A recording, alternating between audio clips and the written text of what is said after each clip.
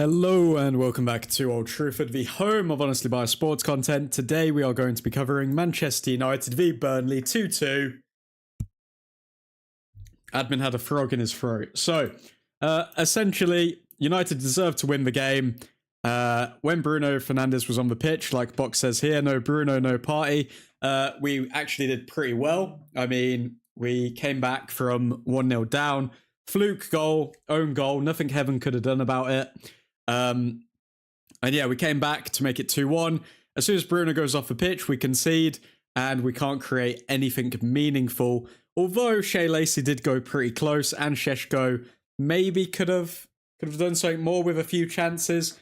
But yeah, what we have learned from this game is who are going to be the winners and who are going to be the losers from Ruben Amorim being sacked by Manchester United. And I think I'm going to create a special video dedicated on that separately. But let's go through the player ratings really quickly. And we will go and see how we do. But all in all, Manchester United did enough to win that game. Individual errors are still plaguing us. A lack of Bruno is still plaguing us. All the same issues that we had under Ruben Amorim look like they're going to follow to whoever the next manager is. Because even though statistically we did really well and we created a lot and we didn't give up too many opportunities to Burnley, they still managed to score 2 goals against us. So, yeah. I mean, underperforming players.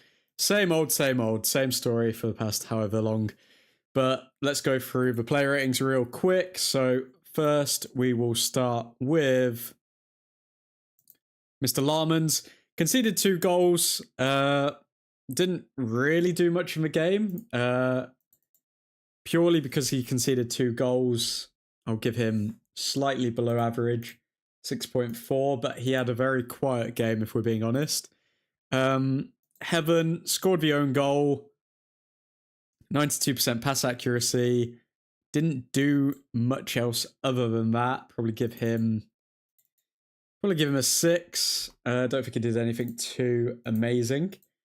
Martinez, I think he had a decent game other than that second goal. I think had he not conceded that second goal, I think he would have been a standout with one of the highest ratings. But we did concede that second goal because he kept edging away. So I'll give him an average 6.5.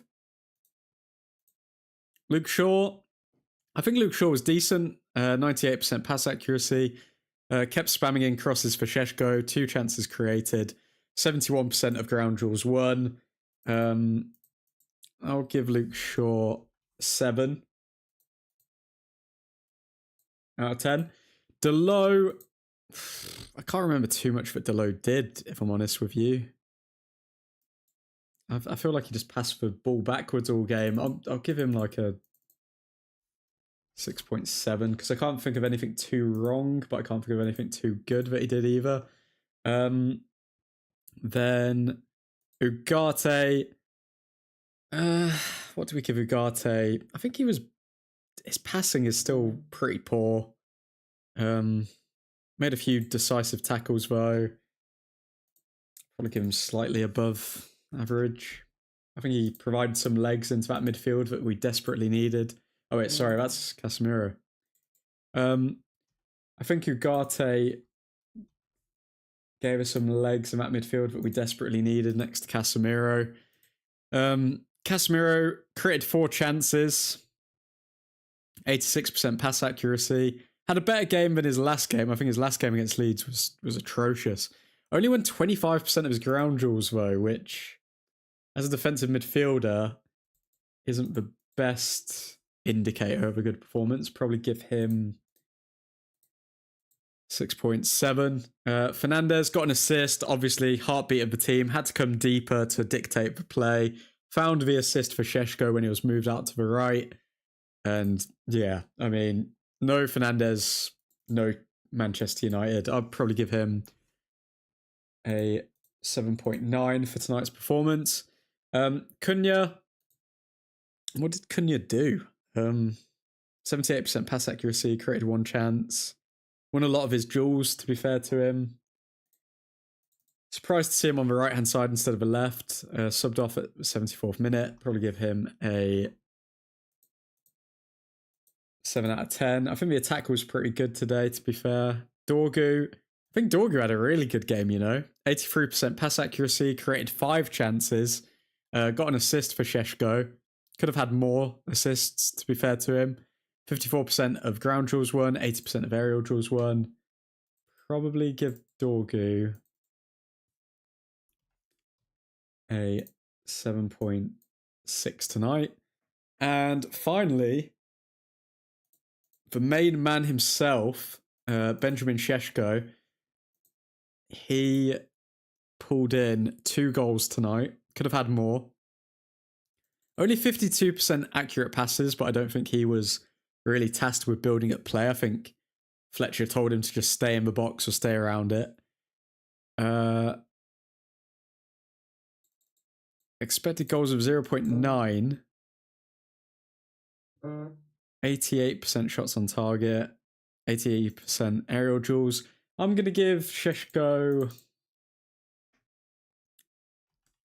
an 8.3 tonight. I don't think his overall play was amazing, but he scored the 2 goals. Could have scored more as well, so was a bit wasteful at times. In terms of the players that came on, Lenny Yoro, decent, 6.5. Mason Mount, that ball off over the top for sure. Could have been a really good opportunity, 6.5. Mainu, again, I feel like Mainu just wasn't too good when I was watching him. I don't think he did anything too amazingly. Maybe give him like a 6.4. And Joshua Zirkzee, again, just nothing from him, 6.2. But yeah, those are the player ratings. Subscribe if you are new, folks. We do go live every single match for a match watch along. And we do player ratings after the match. We are going to make this short and sweet tonight. Just going to read your comments. Box, Lacey should have started. Lacey looked really good when he came on. Not using Lacey, these managers are too cautious. Casemiro needs to be a bench player. Yeah, I think, well, Casemiro's probably gone at the end of the season, so unless we bring someone in, he's definitely gone. But so there won't be any time for him to be a bench player. But folks, hope you have a delightful evening. And yeah, I guess we just wait for Ole Gunnar Solskjaer to be announced now. But for now, Godspeed. And yeah, we're down to 7th. Brentford ahead of us. I mean, I still think we should have kept Amorim, but let's see how it unfolds. Let's see if Jason Wilcox and Omar Barada really know what they're doing. But for now, folks, special shout out to the members, Mr. Kieferbix, Mr. Ethan Johnson, Nick the Dutch Destroyer, and Mr. Matty Scott. But for now, Godspeed.